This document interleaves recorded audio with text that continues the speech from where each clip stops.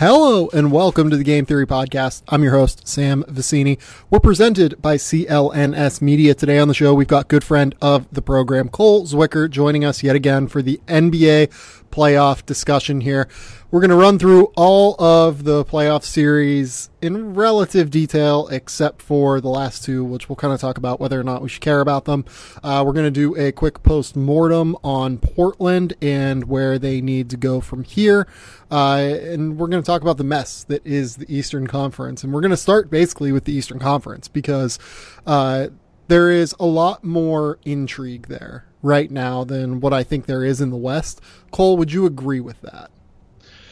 Yeah, right now it's a bit more chaotic in the East. It's just a lot more unpredictability as far as which teams are going to win. We've seen the best and worst. I think the series we're going to talk about first with Boston and Milwaukee kind of personifies that.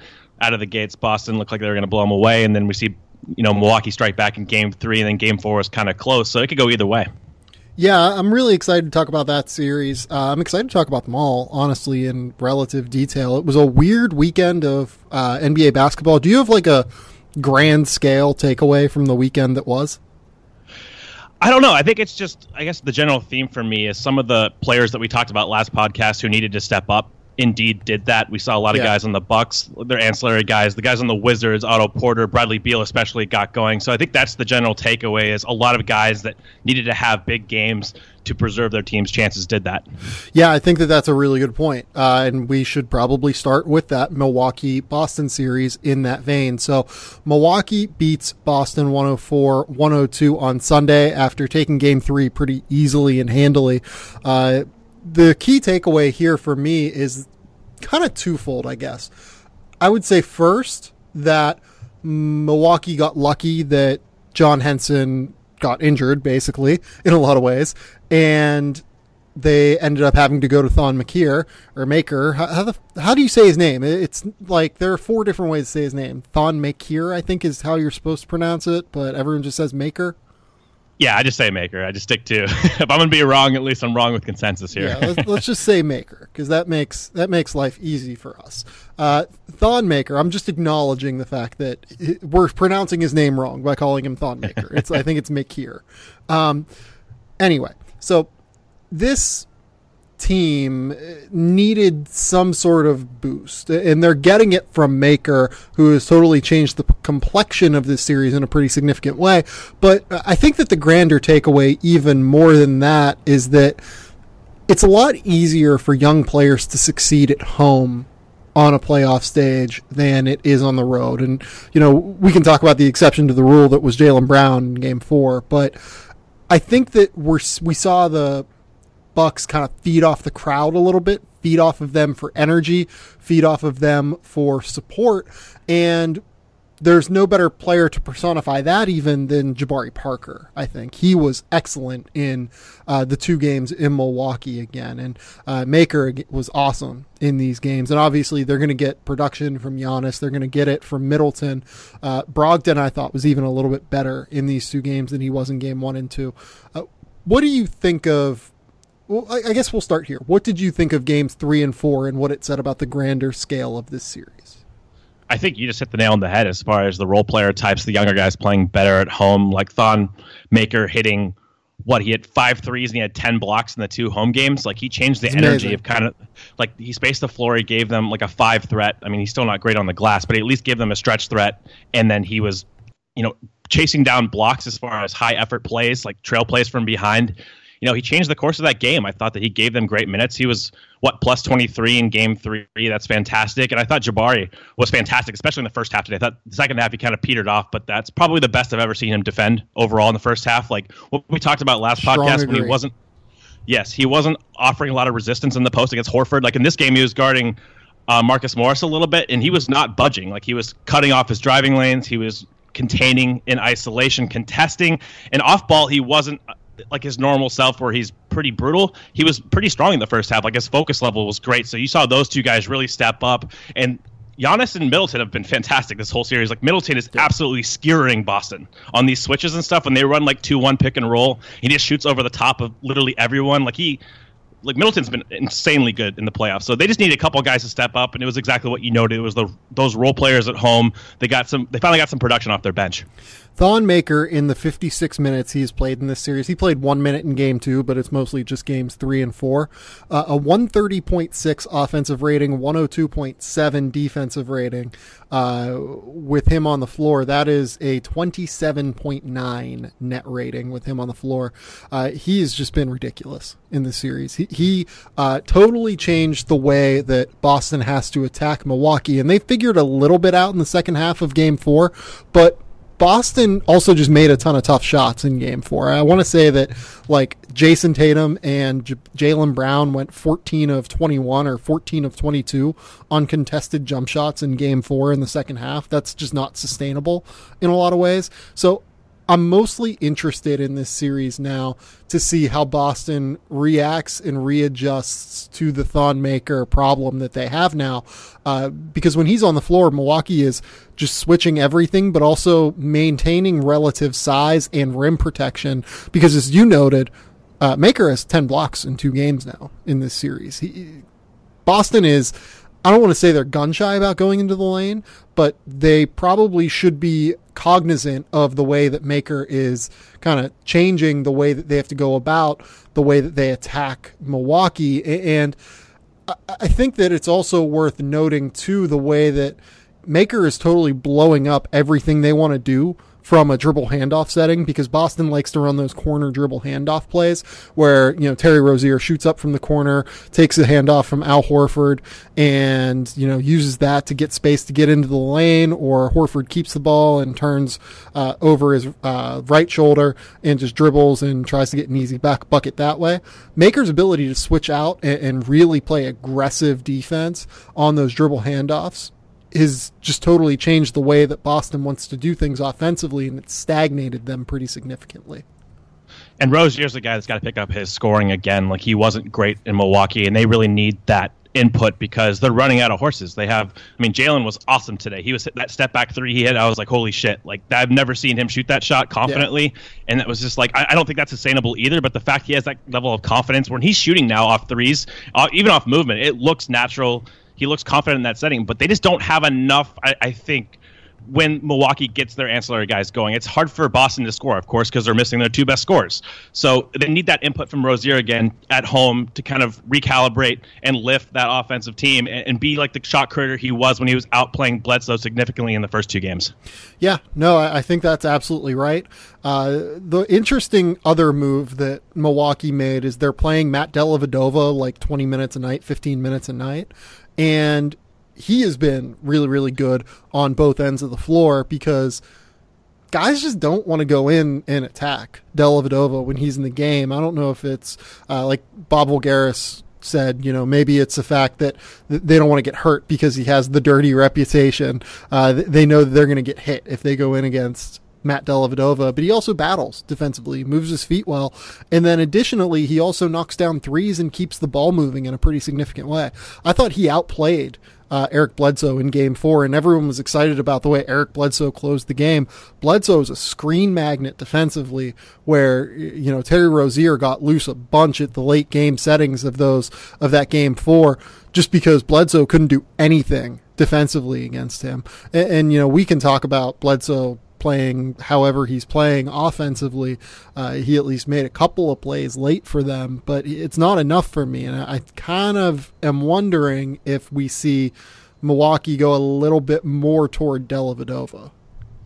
I definitely think that's a possibility. And of course, I'm glad they're starting Brogdon now in that second spot instead of Snell. Like, I think Brogdon is going to be a huge difference maker in this series. I just trust him on the floor, his defensive instincts, and like his ability to play in the team construct. Obviously, hit the big 3 from the corner late.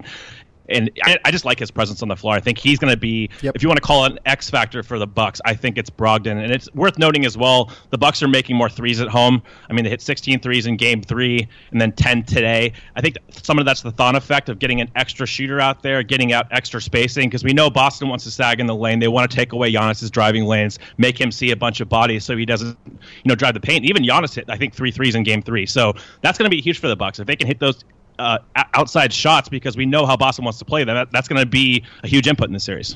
Giannis hit 3 threes in game 3, you said, or did you say game 4? I can't remember. I'd say game 3, yeah. Game 3, yeah, because he did not make any today.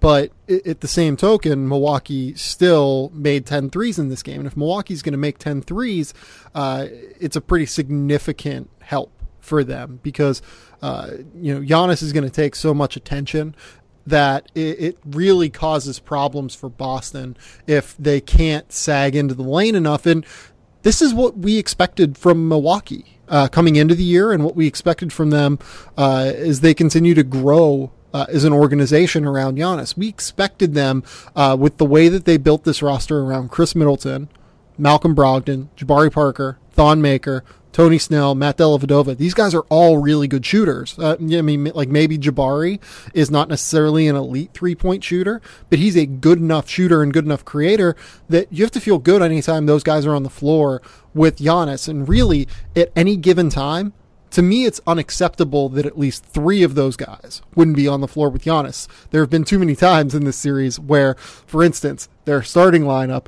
is Tyler Zeller and Eric Bledsoe, and nobody really respects either of those guys as shooters.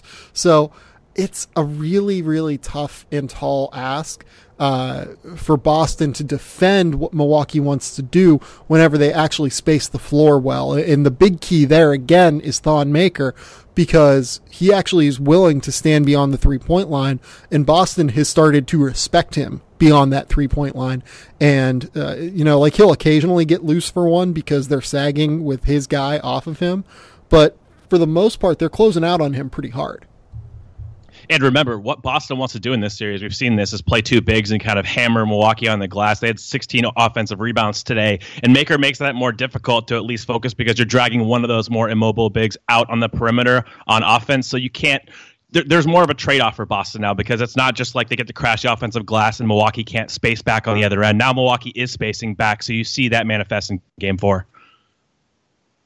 Yeah, so what does Boston do to counteract this? I think that one thing that I said, they need to get Al Horford more involved because he's actually someone that can be a mismatch or a switch breaker, right? Especially when Thon Maker's in, because if you allow him to post up, if you allow him to kind of punish Maker, I think that there's actually value in that because you could potentially get Maker in foul trouble. You could potentially just get mismatches with Horford in the post against a guy like Eric Bledsoe or even against a guy like Chris Middleton, who I don't really think can handle Horford in the post all that well. And no. Additionally, you're setting up mismatches all over the place because of the switching heavy defense of Milwaukee. Milwaukee on many levels right now is doing what we expected of them defensively throughout the course of the season, playing a smart switching style defense that isn't overly aggressive. But at the same token, I am interested to see how they deal with Boston at home in the next game because they've really struggled whenever they get put into disadvantageous situations like a raucous Boston Garden. And if I was Milwaukee, I would still employ the same strategy as far as switching. If Horford's going to post up, he has won a lot of the matches that he's done for sure. Like he's taken advantage of Middleton. He's taken advantage of Giannis in the post. Like he's going to be able to get his probably at times. I'm living with that over what I'm living with a 3-point shooting. I want to stick with those guys, switch, and make Boston outscore you in like lower percentage, like points per possession ways. And like the Horford post up as an avenue to do that. Don't foul him, make him convert over the top. If Boston's going to hit those ridiculous shots we saw in games 1 and 2, like that's fine. You live with that. You live with the lower percentage shot making of like a Marcus Morris on fadeaways or Al Horford fadeaways in the post. Keep playing the style. I think if you're the Celtics, you also keep playing your style. I think I agree getting Horford the ball more, letting him kind of de facto initiate a little bit more, getting Brown and Tatum off movement, off dribble handoffs. But we saw even today, like Brown and Tatum were really good. I mean, they held their end of the ball. I mean, Brown was exceptional. Tatum was really, really good. And that's not enough. They need those ancillary guys. I think it comes down to Rozier for them. He's their X factor. If he gets going and he can win that battle with Bledsoe and outplay him severely, I think Boston probably wins this series. But right now, I think I'd lean Bucks. I just think that they have the upper level talent and they've kind of figured some things out and they have their role players performing. We'll see if they can actually do that and carry that to the road. Yeah. So I'm still riding Boston here in the series, but let's talk about Jaylen Brown. real quick. Jaylen Brown was ridiculous in this game. 34 points on 24 shooting attempts and 4 free throws, so 26 shooting possessions, 8 rebounds, 3 steals. He's a magnet for the ball in every single key situation. His jump over the course of even this season as a ball handler has been ridiculous, let alone what he did at Cal, where, if I remember correctly, you were not high on Jaylen Brown, correct? No, it was not. Not based on his college tape. Right, because the large reason that you weren't high on him was because you thought that he was just a straight line power driver, right? Yep. And what he has done now is he has developed a ton of differentiation in his handle. He can actually go left to right crossover. He had that ridiculous, like, between the legs step back pull up 3 against, who was it? Was it against I think it was Middleton. Was it Middleton? I couldn't remember if it was Middleton or Snell. But yeah, like it's things that we never thought Jaylen Brown was going to be able to do when he was 20, 21 years old in the NBA, but he's doing them now. And the fact that he's doing them now, and the fact that he continues to step up in these big situations, I want to go to battle with Jaylen Brown every single time he's in a game. Jason Tatum hit some tough contested shots to get them back in this game late in the third and the fourth quarter. A big problem for Boston right now, though, is the bench. The fact that they have to continually play like 2 of Yabusele and Greg Monroe, or Yabusele and Shimi Ojale, or like Shane Larkin and Yabusele. Like, the fact that those guys are on the floor at the same time, they just don't pose enough of an offensive threat to what Milwaukee wants to do defensively, that Milwaukee is just sagging off of them and just saying, yeah, go ahead, that's fine. Like, Yabusele has gotten some pretty open looks. Some of them he's attempted to shoot, some of them he hasn't, but they're just like not guarding him. They don't care. Yeah, and back to Jaylen really quick, I just think that his transition ability is ridiculous. As far as when he gets ahead of steam in transition, you're basically cooked, because he has enough agility with the ball that he can just explode right over the top. Like, he's just he overwhelms guys. Body control, he overwhelms guys just with his physical strength and his leaping ability. Like, he'll go right over the top of Brogdon, no problem. Even Middleton, like, doesn't pose too much of a threat when Jaylen has, ahead of steam. So, I mean, again, I think that Jaylen's progress and his improvement has been phenomenal. I didn't expect him to be this caliber of shooter, like 100%. I never expected him to be this proficient and this confident, and he's made strides, and he deserves a lot of credit too. Like, I know people want to give the system and Brad Stevens the majority of the credit, and maybe that's true, but you have to at least give Jaylen Brown credit for filling a role, and he is delivering. I mean, Game 4, that's a second-year guy out there, and he had a on the road. Game. On the road, that's a big spot. Yeah, no, he's been absolutely awesome this series. He is a guy that when I do my top like 20 or 25 guys under 23, he's going to be making a big leap, because I have a lot of faith in that guy just continuing to show improvement every single year. He's just a really, really good athletic basketball player.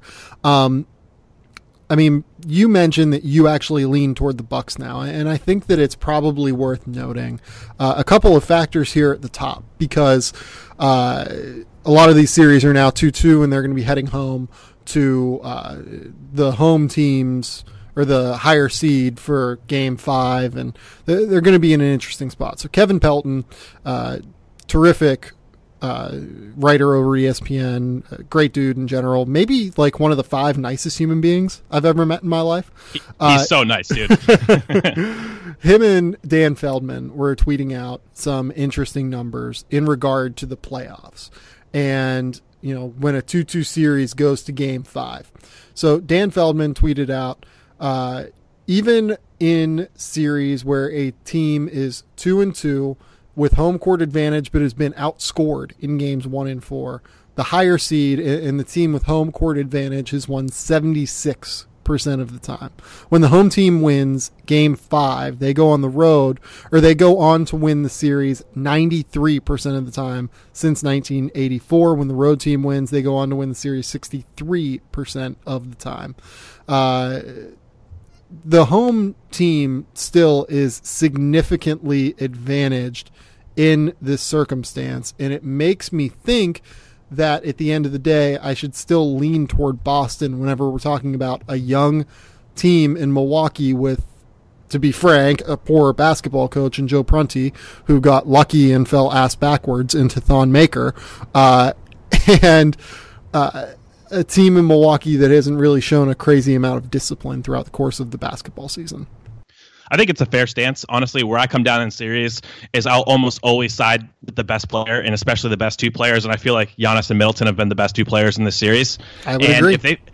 If they figured some stuff out, I don't trust Jabari fully. Honestly, I don't. But I don't really even trust Thon Maker fully either. But he's shown enough, and they've shown enough in conjunction. And I'm just a little worried about Boston's firepower. I think that Milwaukee has figured some stuff out defensively. If they keep this template of switching everything and just encouraging Boston to beat them with their shot making, I'm not sure if Boston has the horses. I mean, we just saw Milwaukee won this game, and Jaylen Brown and Jason Tatum were phenomenal. So for me, I'm always going to side with the talent for the most part. I know Brad Stevens in the scheme. That might be the smart bet as far as historically percentage odds, and I can definitely see that argument. But I'm going to side with the two best players, and I think they figured some stuff out. Yeah, I totally buy that too. If you have Giannis on your team, you should feel pretty confident about where you're at going into a series. Let's go on ahead and move on, though. We are going to talk about Washington and Toronto, which is now headed back to Toronto 2-2. And oh boy, I feel so bad for Toronto fans. They're trying real hard with this Raptors team, and this Raptors team throughout the course of the year, I haven't really hidden from the fact that they've been one of my favorites to watch over the course of the regular season. A lot of regression to old Raps in this game, though, especially late in the proceedings when it was a tight game, and all they needed to win this game was, to get a couple of big shots from a DeMar DeRozan or from a Kyle Lowry. But they kept going back to the well of ISO ball that we saw was not successful for them over the course of the last 3 or 4 years in the playoffs. Yeah, that's pretty much it. And I get the demoralization from Raptors fans. It's kind of been down this road several times before. So it's unfortunate. I think that maybe the narrative got too far just because we have seen it over time play out. I just thought that for the most part, I didn't like the ISO-based stuff. They were going too late, like DeMar, a lot of 2-5 pick and roll and just clear out stuff. I didn't particularly care for it, but I mean, he's made those shots in this series, early in this game. So, I mean, I thought they missed a lot of shots down the stretch. They got good looks. Like CJ Miles came off a screen late. He had an open three. They got another open three late. So some of the shots just didn't go in, but I get kind of the consternation. I get all the negatives behind this as far as just historical precedent being set. I'm not to the point where it's all is lost with the Raptors. I mean, it's still 2-2 and the Raptors have, but I get the feeling of that.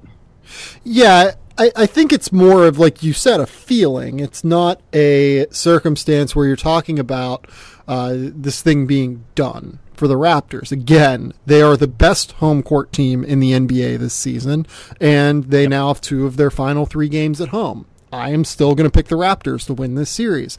But I think that one thing that has happened here that has gone under the radar, maybe not in Toronto, but nationally, Fred VanVleet is out right now. And Freddie Buckets is really important to them because he is a guy that they can actually close with, who makes really, really good decisions with the basketball and just naturally keeps the ball moving on the floor. If they need someone to insert into the lineup to get away from this ISO ball, ISO heavy stuff, they can put Fred VanVleet in. They can play him next to Kyle Lowry and DeMar DeRozan, especially whenever the Wizards are playing John Wall and Bradley Beal, or whenever they're playing John Wall and whatever other guard they want to play. It's actually something that they can do and feel confident in.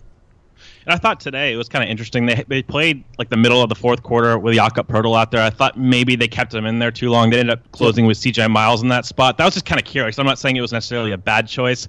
I just didn't know what Poeltl was really offering them in those minutes. They didn't really seem to have a lot of cohesion on the floor. I like the point about VanVleet and his decision-making overall. I think that Dalen Wright's done a good job of that, but I mean, he's not a super reliable shooter. I know the percentages say that he's solid, but I think that Washington will live with an open 3 from Dalen Wright. That's not a really huge concern from them down the stretch, and they're going to gear more towards stopping Lowry and DeRozan. But yeah, the ball stagnated too much. didn't get any kind of off movement stuff. I thought they opened the third quarter, I think, with an Iverson cut for Kyle Lowry. I thought Lowry looked kind of bouncy in this game as far as shooting off movement a little bit. Maybe they could have incorporated that more down the stretch. I think that's what is the most disappointing thing about this is they've done some really nice things in this series as far as getting threes and getting movement, and that all kind of collapsed at the end of this game. Let's talk about the Wizards, and if we're going to talk about the Wizards, we need to start with John Wall because, oh boy, oh man, is he good.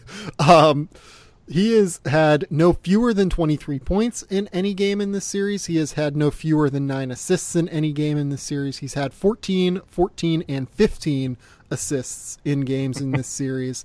I mean, he shot poorly in the first game, but since then has been mostly efficient, actually. Like, he has just been absolutely ridiculous in every single way. And the fact that he is doing this after coming back so late in the season is totally crazy to me. Remember that conversation we had about the potential of the Wizards playing differently without Wall? We both kind of surmised that in the end, Wall would probably win out as far as the talent in the playoffs. Yes. That has proven to be the case. Yeah. Emphatically. Like, Wall's their best player. He's the engine. His decision-making can be so fantastic at times with the ball, like especially when he plays 5 out and you get Mike Scott in there at the 5.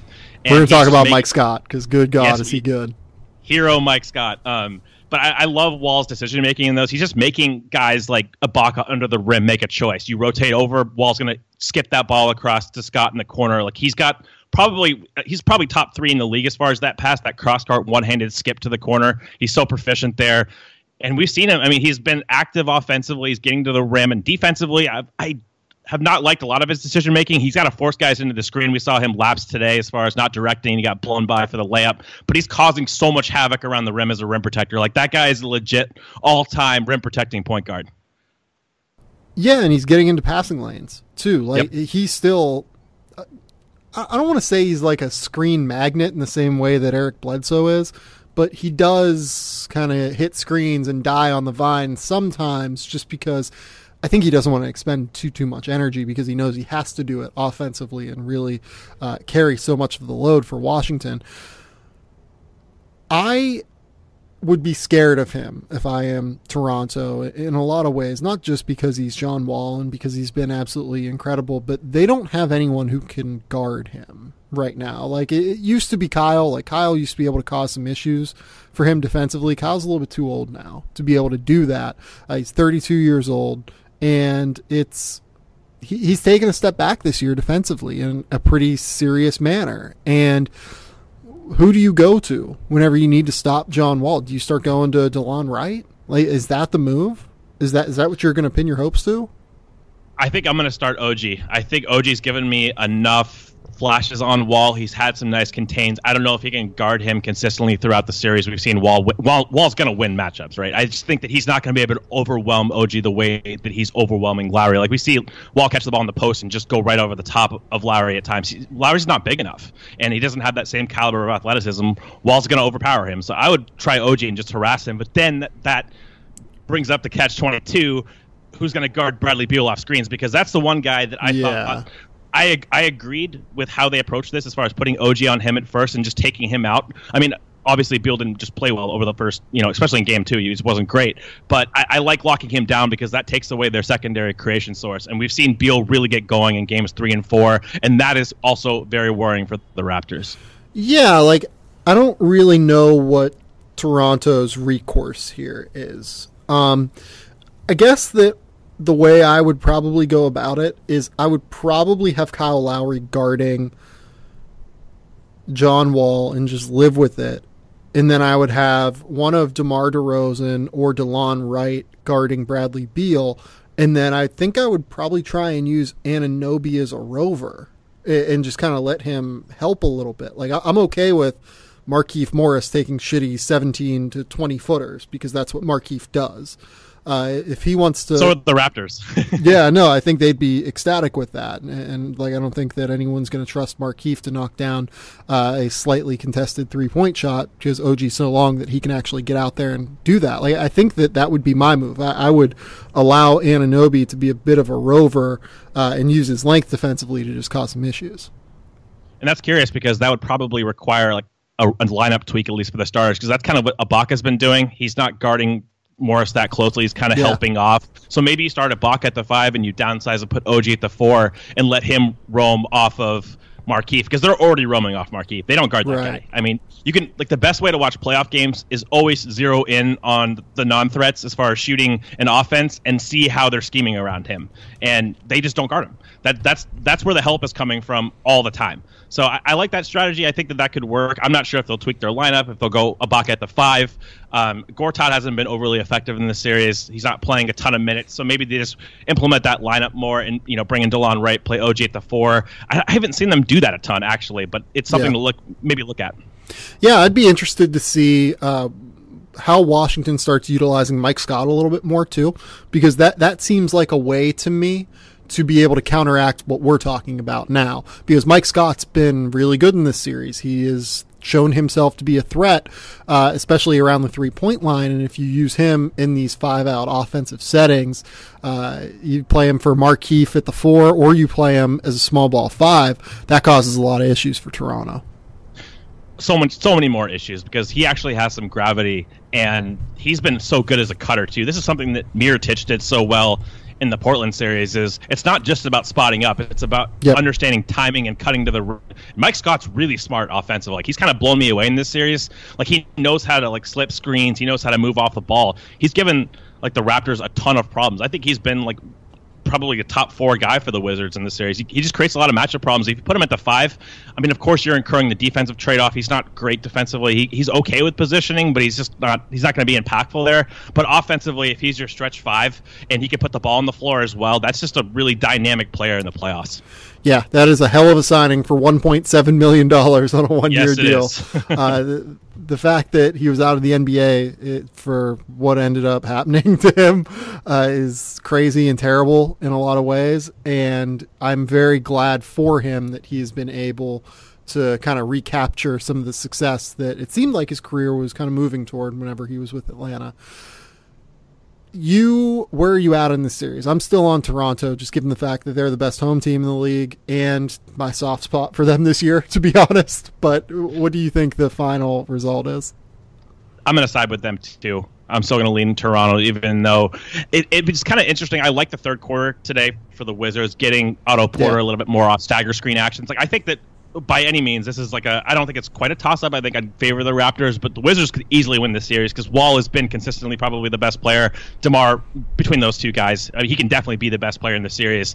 And if the Wizards get hot and their three-point shooters make shots, if Bradley Beal's going, if Otto Porter's going, you know, if they implement this Mike Scott matchup and the Raptors can't really make Scott pay defensively enough for it, it's going to come down to the wire for me. This is a fun one.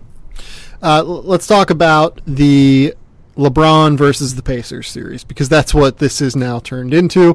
Good. Yeah. So the Cavs even this thing up 2-2. It's going back to Cleveland again. We know the numbers on home teams going home for a 2 of the last 3 games setting. 3-game series we're down to now. LeBron, 32 points, 13 rebounds, 7 assists, 1 turnover, 12 of 22 shooting. He didn't even make a 3 in this game, and it didn't matter. Kevin Love, 5 points.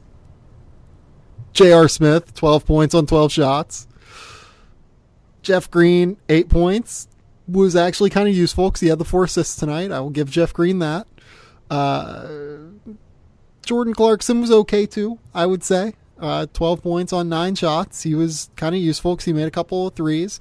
Rodney Hood was okay. He attacked the basket occasionally. They got just like a little bit more help than they have up and down the lineup, and that was really important, just given the fact that George Hill didn't play. But this is still just all LeBron, and it's so hard for him to keep this up, I think. He's running on fumes. Like in the second half, this guy I think he played 46 minutes tonight, and he played the entire second half. It's hard to rely on someone like that. I mean, he's not giving you like A+ defense. Let's be clear about that. but at the same time, like he still has to run everything. A lot of their sets, like they're playing at a slower tempo, but a lot of their sets are just him headhunting mismatches. Again, talking about Miles Turner and trying to isolate and zero in on those. Same with Sabonis. He's trying to get those guys on an island. I haven't been too impressed with Cleveland's offense overall, as far as just the, I guess how intricate it's been. It hasn't been like expansive as far as like different kinds of sets. I mean, if you just look at their roster holistically, how many guys do you trust outside of LeBron? Because I only see 3 guys. I see Kevin Love, Kyle Korver, and then George Hill. Like J.R. Smith can kind of teeter between you trust him and you don't. That's like the awesomeness of J.R. Smith. Like he hit that full court shot today. It's like, of course he makes that shot, right? Yeah. But everybody else, like I like Larry Nance as like a backup energy 5. I don't like trust him overly. I don't trust Clarkson or Hood at all. And it's weird to say about Hood, but I just don't trust him on the floor in the playoffs. I just haven't. And then Jeff Green, no. Thompson was okay tonight. He was +7 in 7 minutes. I don't know. I mean, maybe you exhibit that more, but I mean, if you're giving those 5 minutes to Nance anyway, you're really going to play them together. I think that's kind of a disastrous idea. So it just comes down to it's LeBron. And he's always going to have this he's going to command respect because of his past and the fact that he's one of the 2 best players of all time. This is not a great roster. This roster is a mess. Like, let's just be very upfront about where Cleveland is right now. They are a total mess in terms of their roster. LeBron is good enough to cover up those holes enough to where they can beat the Pacers. I don't really doubt that all that much. The problem for the Pacers right now is that their bench units have been really bad. Like, Trevor Booker has really just not been useful at all in this series. You look at here, I'm going to pull up their bench numbers right now in terms of net rating. In the 12 minutes, Trevor Booker has been on the floor over the course of their last 2 games even, minus 19.9 net rating. Corey Joseph, minus 22.1. Lance Stevenson, minus 13.3. Like, they're just not getting enough production from the bench guys at all. And anytime that those guys are on the floor, it's really starting to cause some issues. Like, for the series, Domantas Sabonis has played 84 minutes, and he's a minus 9.8 in terms of net rating. Corey Joseph, minus 12.8. It's just not good enough from them. Well, and the Cavs, it bears mentioning schematically, I mean, they're trapping Oladipo on basically every pick and roll. That's how they're defending them, and they're forcing the other guys to beat them. In Game 3, Bojan, of course, went absolutely nuts, had 7 of 9 from 3. Like, he was able to beat them on some of these, pick and roll skip passes. And they also, I think, we love Bojan. We do love Bojan. I liked the adjustments that McMillan made in the second half of Game 3, kind of just giving Oladipo more of an outlet pass, so bringing up a guy, anticipating the trap so you could just quickly fire the ball. It's just a little bit of a trade-off for them, the Pacers being at the 5, because I think that Sabonis is definitely their best short roll kind of playmaker. Like, he's a better passer than Turner. He can make quick decisions. We saw him make some really awesome decisions tonight, but Turner can't really do that stuff, and the Cavs are kind of daring him to. They're trapping Oladipo, and they're like, somebody else is going to beat us. We're taking this guy out of the game. And the Pacers can counter and just run isolation because from what I've seen, Oladipo has absolutely murdered J.R. Smith one-on-one. Like, he gets by him basically at will. So I'm kind of curious why the Pacers don't employ that more and keep running these trapping schemes, because they haven't really been able to combat the trap that effectively that Cleveland's done. So that's something to look at in Game 5 or whatnot. But I don't know. I don't have a lot of confidence in the rest of this Pacers roster. Like, I like Thaddeus Young a lot. I think he's been really good defensively, and the job he's done on Kevin Love is very commendable. Like, I think he's been their most impactful defensive player outside of maybe Oladipo. And he's been playing LeBron too. He's actually played LeBron tough too. Yep. So he's been phenomenal. It's just he's not really a scoring type, and tonight he didn't do enough as far as on rolls to the basket or like cuts. I think he could have done a better job. Darren Collison has to be better than he was, especially in Game 3. 1 of 7 from the floor. They have to get better minutes from their starters, the ancillary guys, because the way the Cavs are defending Oladipo, it's like, we're going to make somebody else beat us because we know we can't guard that guy. We're taking him away. Somebody else has to beat us. Game 3, it was Bojan. Game 4, nobody really did that. Yeah, and look, like, I kind of was probably a little bit unfair to Sabonis, given the fact that, like, Sabonis had 19 points and 6 rebounds tonight. He was actually useful for the Pacers, but it's hard for them to defend when he's on the floor, and yes, I just don't understand why they continually run pick and roll, as you mentioned. This is something that Caitlin Cooper at Indy Cornrows, in an article that I read this morning, wrote about. It was actually really smart. The way that they started to isolate Victor Oladipo was a great way to counteract those hard traps that the Cavs were employing, and Oladipo was just blown by everyone. He was blown by LeBron. He was blown by J.R. Smith. Whoever was on him, it didn't matter. He was getting by them. And I think that's just an easy adjustment for them. Just let Victor go to work, go 1 and then 4 down by the basket. Don't even really space it all that well, and just say, "Hey, Victor, let's go on ahead and make plays. Get by your guy, and then we'll run some off-ball action." I totally agree. And I think Sabonis, again, when you have him in the game defensively, that's the trade-off you're incurring. Like, it's not like Turner is a great defender. He doesn't move that well on the perimeter. He actually moves a lot worse than I expected him to as a prospect. I know there were the gate concerns and everybody had that going in, but his lack of mobility overall in space is pretty alarming at times, but he at least can protect the rim at a high level. And Sabonis, when you take him out, it gives LeBron better avenues to the basket. And if they're just trapping, I guess if they're isolating, that's when they should employ that strategy. It's just, there's a little bit of cat and mouse in this series, but at the end of the day, you just expect LeBron to win, right?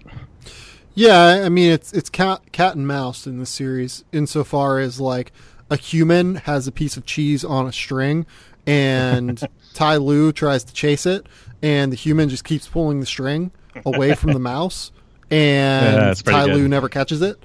So, like, I don't even know if there's any adjustments here from the Cavs' perspective in terms of cat and mouse. It's mostly just, oh, Nate McMillan's doing some stuff. Like, he's at least kind of making some adjustments. And then Ty Lue is just relying on the fact that he is LeBron.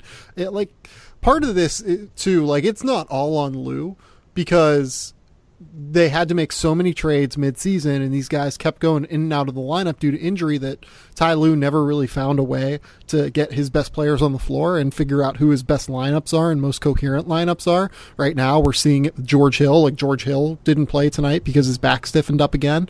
And I just, I don't want to absolve Lue necessarily because he's very bad, but he is, been dealt a poor hand as well, I think.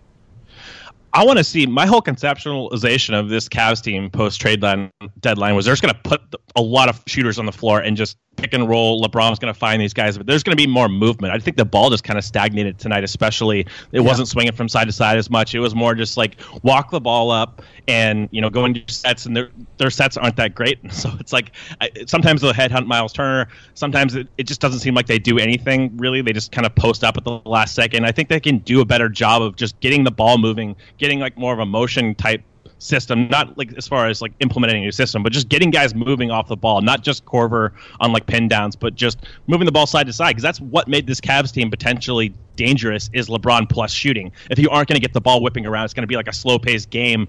I mean, it might not rear its head in this series just because the Pacers, again, I mean, credit to them, they played their asses off. They've played very competitively. I don't think they're like a fantastic basketball team, but in later rounds, if the Cavs get past the series, it's going to manifest on the floor. Yeah, I think so too. We're going to have to see what happens with George Hill going forward, because Hill can be a very real difference maker for them. Yes. What do you think? Cavs or Pacers? I mean, I'm never going to go against LeBron unless I absolutely have to, so Cavs. We're nearing that point, but I'm also going to go Cavs. Jeff Green, again, I think it's worth noting, played really well tonight. He had been a disaster, like an unmitigated disaster in the series up until tonight, but he was really, really solid, I thought, tonight. And I think that as you're kind of seeing from all of these discussions here, we're talking about Milwaukee evening it up with Boston, the 2 seed. We're talking about Washington evening it up with Toronto, the 1 seed.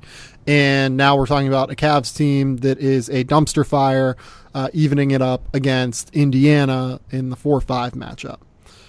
Are we now at the point where the Sixers are the favorite in the Eastern Conference? Because they have mostly just completely dominated Miami in a pretty significant manner over large swaths of game. Like in Game 3, the fact that the 76ers, I want to say like, I mean, they won by like 20 whenever Miami went 16 of 33 from 3 and actually played them tough and physical. And then in Game 4, the Heat played even more physical and even tougher. And they just reacted by having an incredible comeback in the fourth quarter and in the second half in general to pick up a big win against Miami. Like, are we just at the point where the 76ers are the most coherent roster, the best team, and the one that we should feel most confident about coming out of the East?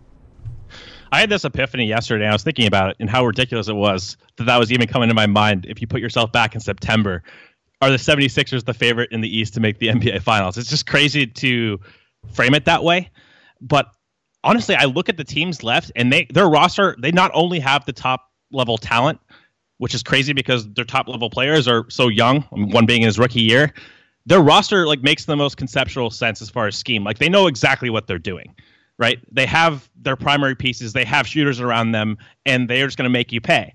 Like when Whiteside chases an offensive like rebound on a free throw and he takes himself out of the play, Simmons knows exactly what to do. He grabs the ball, he looks for Amir Johnson, who beats Whiteside down the floor. Like, the value of having an initiator like Simmons, who knows what the hell he's doing, in conjunction with someone like Embiid, who absolutely dictates every matchup when he's on the floor.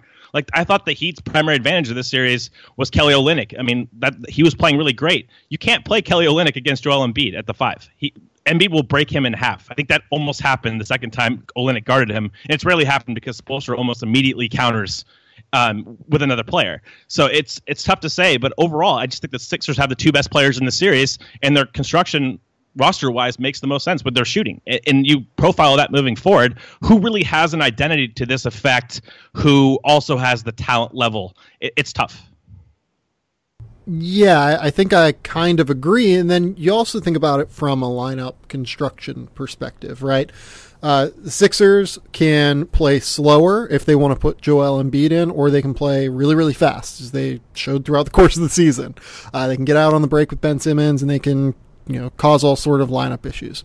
They can go and pound you inside with Joel Embiid and play Ersan at the 4, and have a lineup of 5 guys that are all like 6'9" or taller if they really want to. Like, they could throw out a lineup that works conceptually of Ben Simmons, Robert Covington, Dario Saric, Ersan, and Joel Embiid, and that lineup somehow has the requisite spacing and the requisite everything you need to get the job done. And they can go super small. They can play Embiid at the 5. They can play Ersan at the 5 and run around, Simmons, Saric, JJ Redick, and Marco Bellinelli if they want. And by the way, that lineup is still bigger than 90% of the lineups that they're going to go up against, because Ben Simmons is 6'10" and Ersan is 6'10". So just the way that they find ways to go small while still playing really, really big is a problem for opposing teams. And it's what we talk about all the time. Like, from a defensive perspective and from an offensive perspective, you want to find the biggest guys who are also the most athletic and most skilled guys. Size is never a bad thing. If you're 7 foot tall and you can do all the shit that Kevin Durant can do, that's awesome. Now, most 7-footers can't do that. Most 6'10" guys can't do what Ben Simmons does.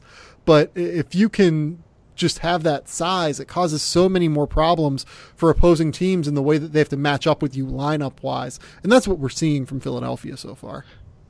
Yeah, like what the Sixers are doing to the Heat, at least defensively, is they're playing Covington on Goran Dragic. And Goran's not used to seeing a 6'9" wing on him, chase over the top of screens and stick with him.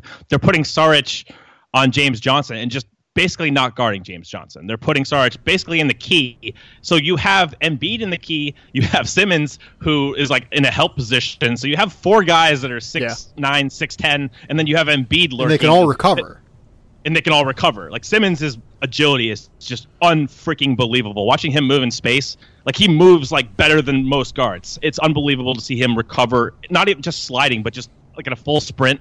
Like, that guy can get to spots. He can like dig down and you won't be able to get a shot off because he can recover so quickly, and he's 6'10".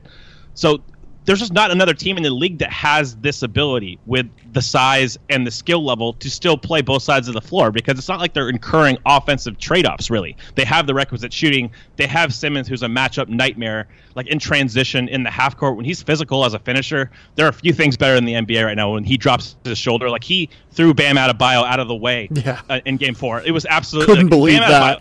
Bam Adebayo is like That's a brick shit house right there, and Simmons just threw it out of the way. If you've ever stood next to Bam Adebayo, the guy is an incredible human being, just as a physical beast. And Ben Simmons just like tossed him like it didn't matter, like he wasn't there. It's incredible, and like for me, I want to see that physicality from Simmons consistently. If he ever shows that, he's the only guy I see that becoming like even like a small percentage of LeBron. But that's a different conversation for a different time. But Embiid is another guy, just has the positional size and the skill to really just command and dictate lineups. Like, what do you do with that guy? And like, Embiid if played like shit in Game 4 and still had 14 points and 12 rebounds and 5 blocks and like caused so many issues for Miami.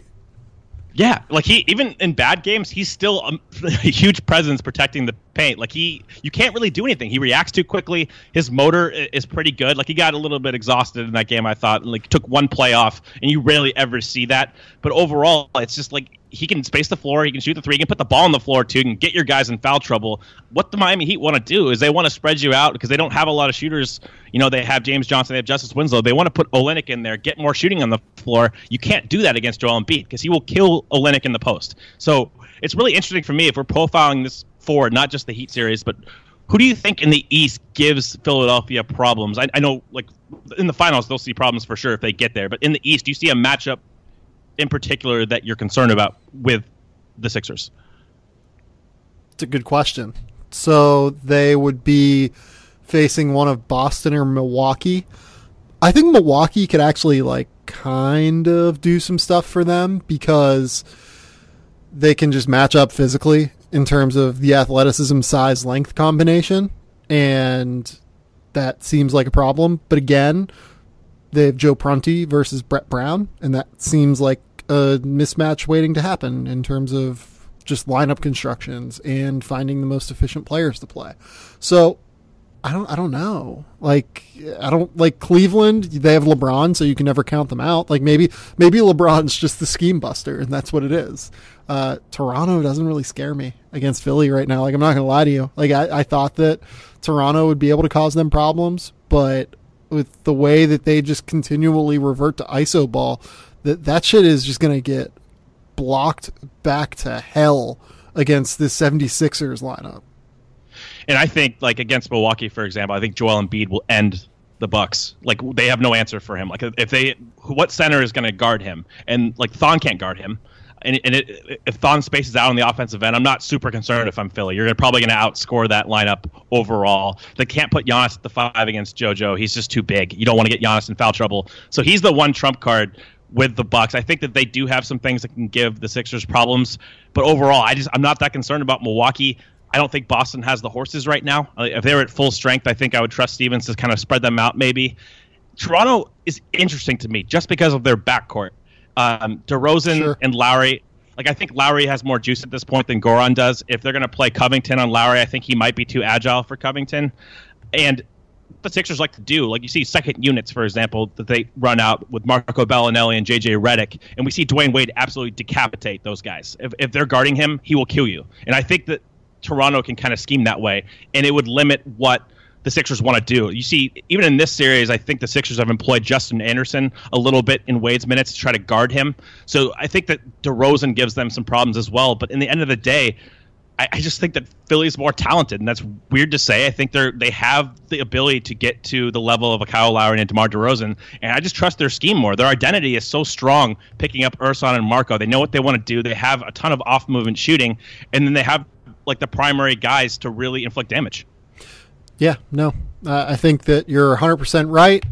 Does this series end in Game 5, do we think? Or does Miami... here's the crazy thing about this. Miami has not even played that poorly, I don't think. They played good. Yeah. I think they played good. I think they've played well as well. Exactly. Like, that's the thing about this series is Miami's played their asses off. They're playing hard. They're doing the right things. Like, some people are calling for Spoelstra or whatever. It's like, get the hell out of here. He's so good. No, that's like, the dumbest thing in the world. Literally, I think that's probably the dumbest tweet I've seen in like a year. Like, he's so solid. And like, the best player in this Heat team is probably Josh Richardson as far as consistency. Like, Goran Dragic can get to that level, and his role is more valuable. His role is more valuable as an initiator. But if Josh Richardson's your best player and you're going against Joel Embiid and Ben freaking Simmons, plus that scheme, that's tough, Aaron.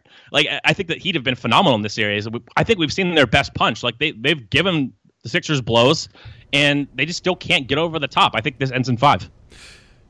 Yeah, I think it ends in 5. Given the fact that Game 5's in Philadelphia, I think I'm going to go in 5. Before we move on, Cole, let's get a sponsor read in real quick. RX Bar is a whole food protein bar. What does that mean? Their bars are made with 100% whole ingredients. They want to be transparent and upfront with their customers, which is why they label the core ingredients on the front of the package and the ingredients that make up texture and taste on the back. Beyond being a go-to snack that checks off a number of nutritional boxes, RX bars actually taste delicious. They found creating a bar from real whole food ingredients actually tastes better than anything else that's out there. They don't need fillers, additives, chemicals, any of the added sugar. In 2013, they called BS on protein bars. They couldn't find a bar out there that wasn't full of artificial ingredients, fillers, preservatives, or just general BS. They set out to create a bar with a few simple, clean ingredients where every ingredient serves a purpose. RX Bar's core ingredients do all of the talking. It is simply like eating 3 egg whites, 2 dates, and 6 almonds with no BS. Turns out that real food ingredients actually taste great. You can really taste the cacao, the real fruit, the spices that they flavor these things with. Whether you like sweet or savory, chocolate or fruit, there is an RX bar for you. It comes in 11 delicious flavor varieties. There's no added sugar, no artificial colors. They use egg whites for protein, dates to bind, nuts for texture. It is great for a number of occasions. I have these things at my house. They are absolutely fantastic. I am a big mint chocolate chip fan. The texture is really solid. They are better than anything else that is out there on the market today. And the fact that they're whole food makes it even better. I have a special offer for listeners of the Game Theory podcast. For 25% off of your first order, go to rxbar.com/game theory. That's GAMETHEORY, no space. And enter that Game Theory promo code at checkout as well. Again, for 25% off your first order, go to rxbar.com/game theory. They really are great. You'll get a great sampler platter, essentially, of all of the different flavors they have. And I think that you're really going to enjoy these things. Let's move on. Let's talk about the Western Conference here. Portland is the first team that has been eliminated from the playoffs. They were the 3 seed in the Western Conference.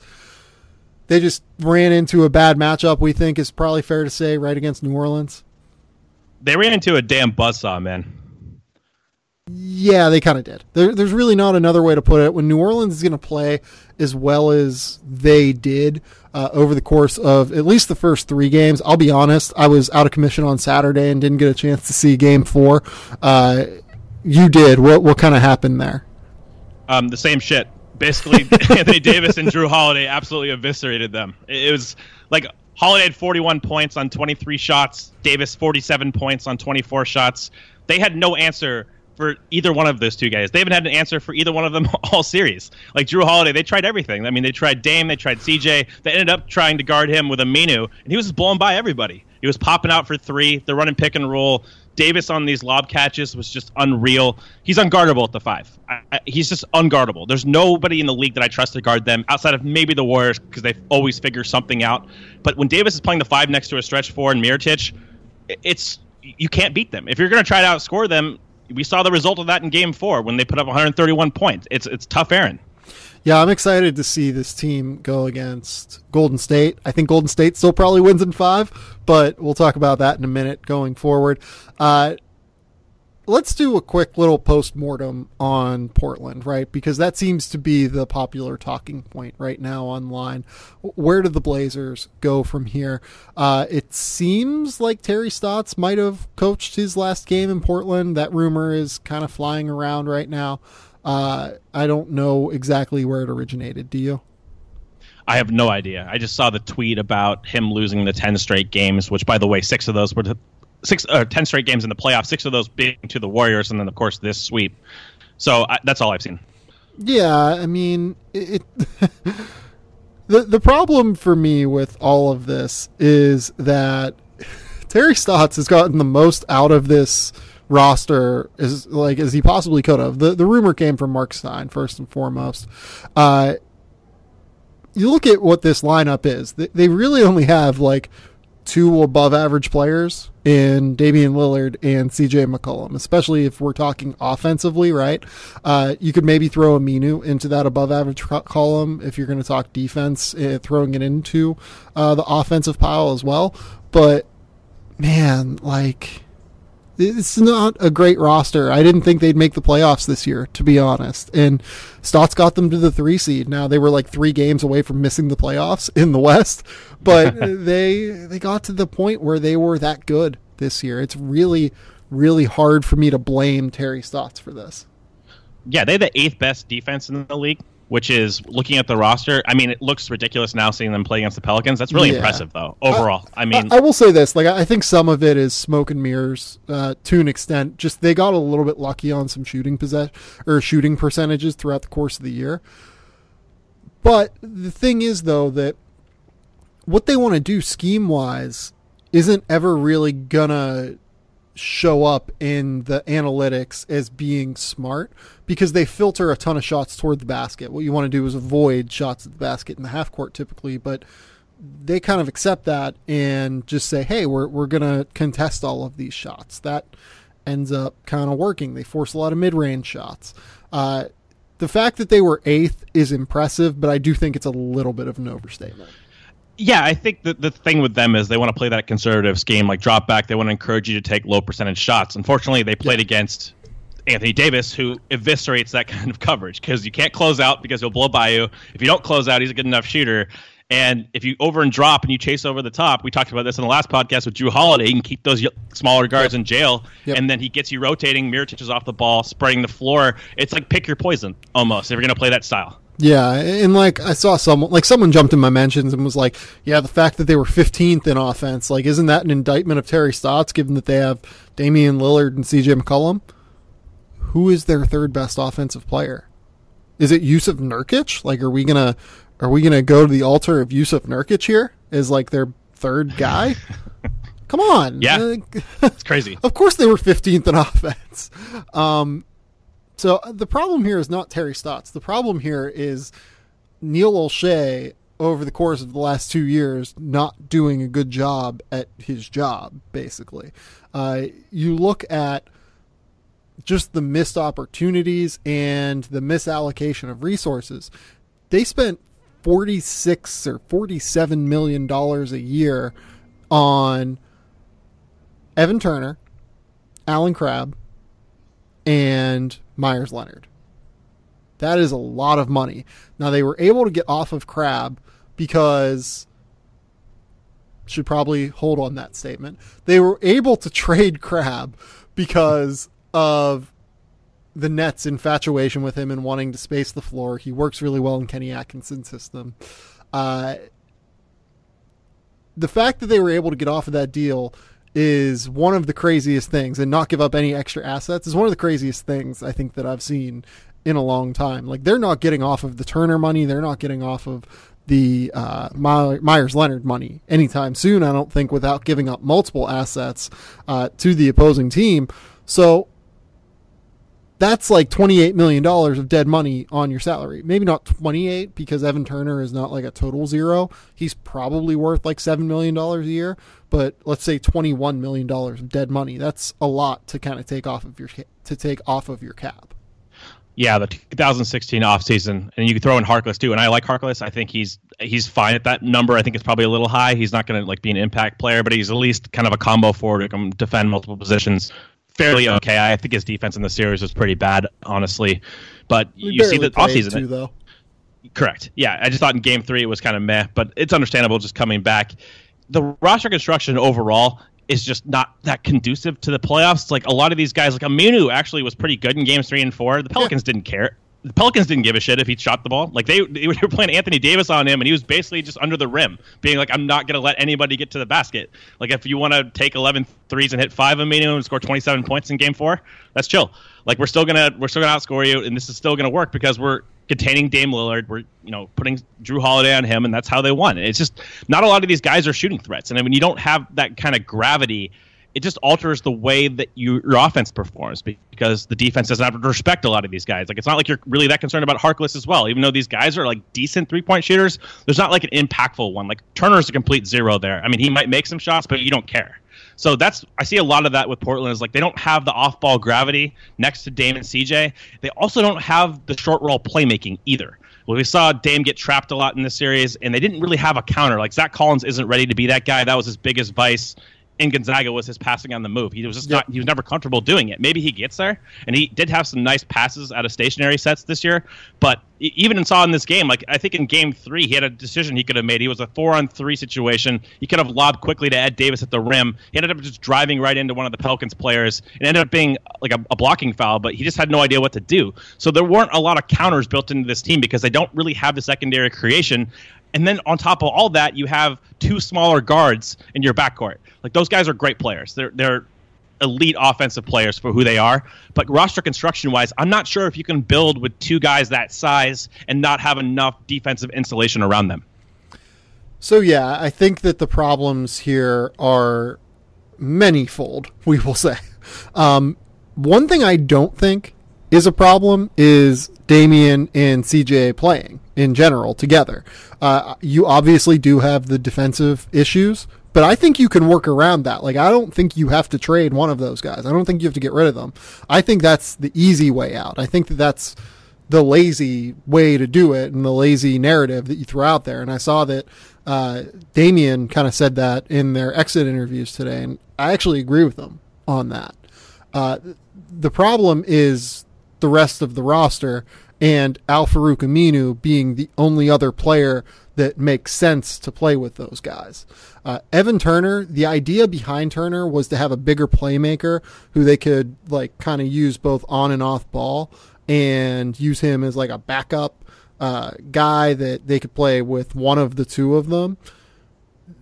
That wasn't worth $18 million a year, first and foremost, but it also just doesn't really make sense in the context of how they want to use him to spend that much money on him.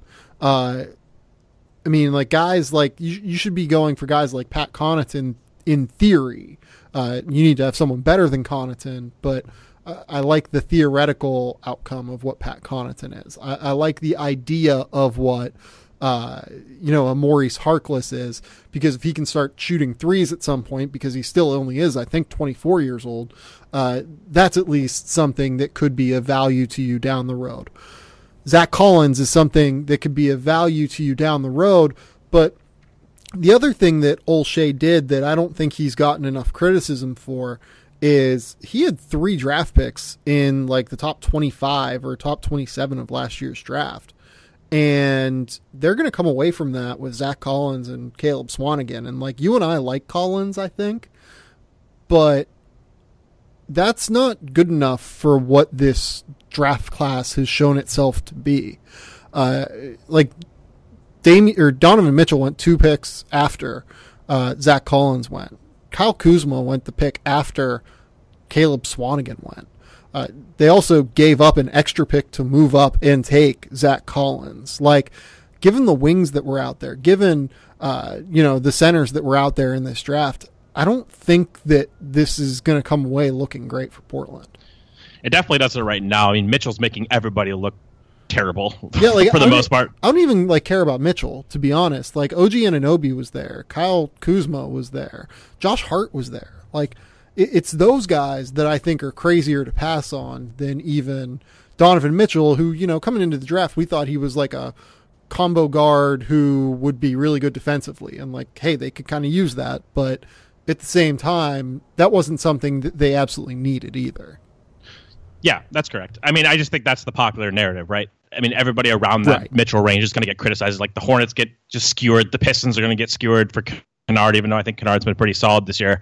So I think that's just the overall takeaway. But it's hard. I think that Collins is going to be a solid player. Like I'm actually pretty damn high on him. I just don't know if he's a good enough passer. Like that's the thing is like with those two guards, you need guys who can make plays. We've seen that in the playoffs. Like if you're just going to trap your lead guard, you need a big that can take a couple dribbles, make a decision, or shoot the ball. I think Collins will eventually shoot the ball. He's not there yet. I'm a little concerned about the face-up playmaking, and that's the kind of big you need to insulate these guys with. And then another wing would be great who can defend multiple positions. Like if they could get Mikal Bridges somehow, that'd be an awesome get for them. That's the kind of player that they need if Collins can emerge. But also these timelines aren't exactly copacetic as far as building long-term. Like Dame and CJ are both seniors coming into the league, so they're going to be older guys, right?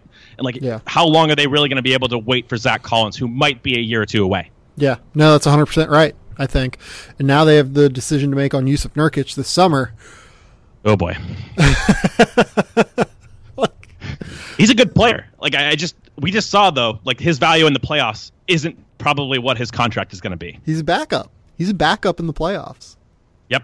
Or maybe not a backup, but, like, he is a secondary low post option in the playoffs. You might start him, but he's not your guy you want to close with. He's like a 12 to 15 minute guy in the playoffs. Like you can play him in some matchups. You can start him maybe to take lessen the blows for your, I guess, whoever your forward be. But if you are playing him big minutes, you're going to come across teams that are going to downsize and they're going to win that trade-off. Davis is an outlier example because Davis has probably been the best overall player in the playoffs. But you're going to come across a team that just pick and pops you and they're going to win with math. And Nurkic is not good enough offensively to offset that. Yeah, Jusuf Nurkic cannot win the math battle.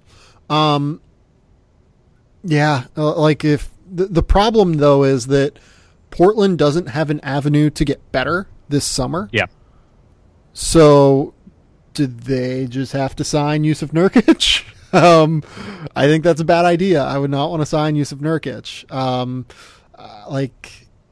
If I was them and I was set on building around Damian Lillard and CJ McCollum, which I personally would be, I would be trying as hard as I could to trade the Evan Turner money and be like attaching assets to do it.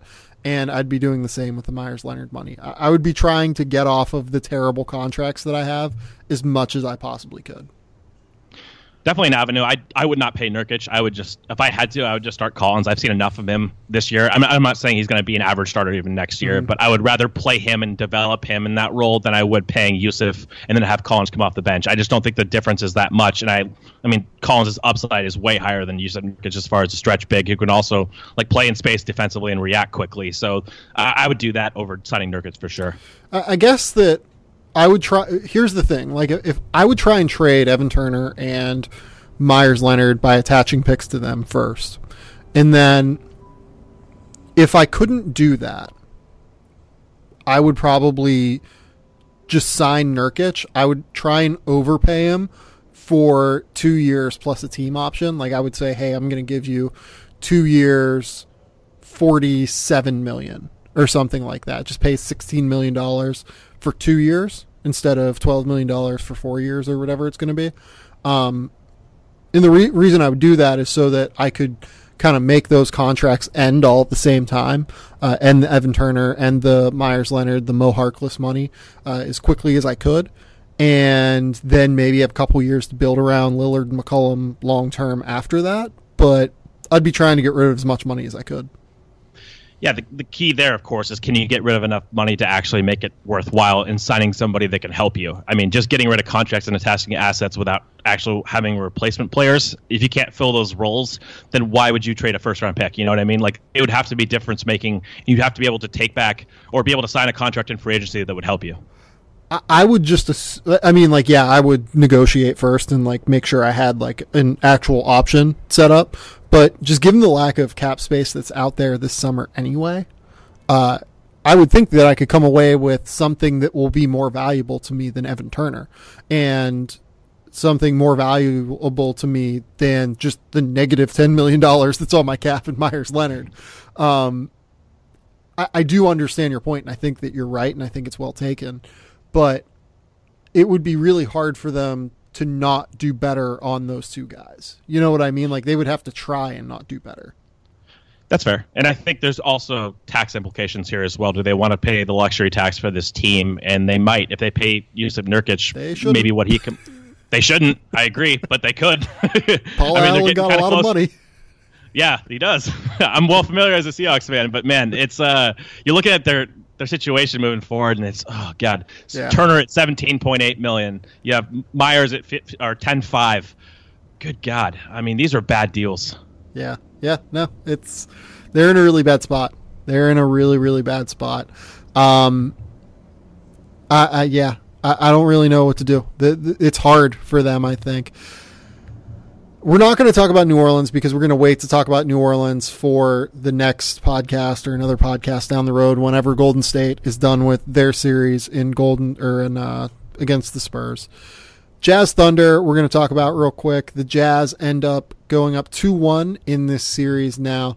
What do we think of where Utah is and where Oklahoma City is going into Game 4 in Utah? It's just really weird that this game has only been 3 games. Overall, it's just weird. It's a little strange, but God, that was such a weird Game 3, honestly, overall. I thought that Westbrook was awesome in the first quarter, driving and kicking. It looked like I think the Thunder had the momentum. I mean, they're winning 30-22. I thought that was probably one of the best quarters I've seen Westbrook play. And then some of the stuff we talked about on the last podcast started to manifest on the floor. Like, I think they've been playing a little bit too cavalier with Joe Ingles. Like, Paul George made some really bad rotations in this game that you don't normally see him make, but he has done it a little bit recently, and Ingles made him pay. He finally got hot from 3, 5 of 10 from behind the arc. And, you know, Westbrook's defense compromises the Oklahoma City's defense too much, and I think we're starting to see the impacts of not having Robertson on the floor defensively, because the Jazz can really spread you out. Even with 2 bigs, I think their system just works so well as far as moving the ball. They're all unselfish, so they'll make the extra pass. And the Thunder, just like we've talked about in the past, it's a talent thing. Like, if their guys aren't making shots at a high level, if Westbrook, I mean, he was 5 of 17 in this game. Paul George was 7 of 16, which was respectable, and they still lost. Like, do they have enough as far as their individual talent if they're not performing at a high level to win against a better offensive scheme?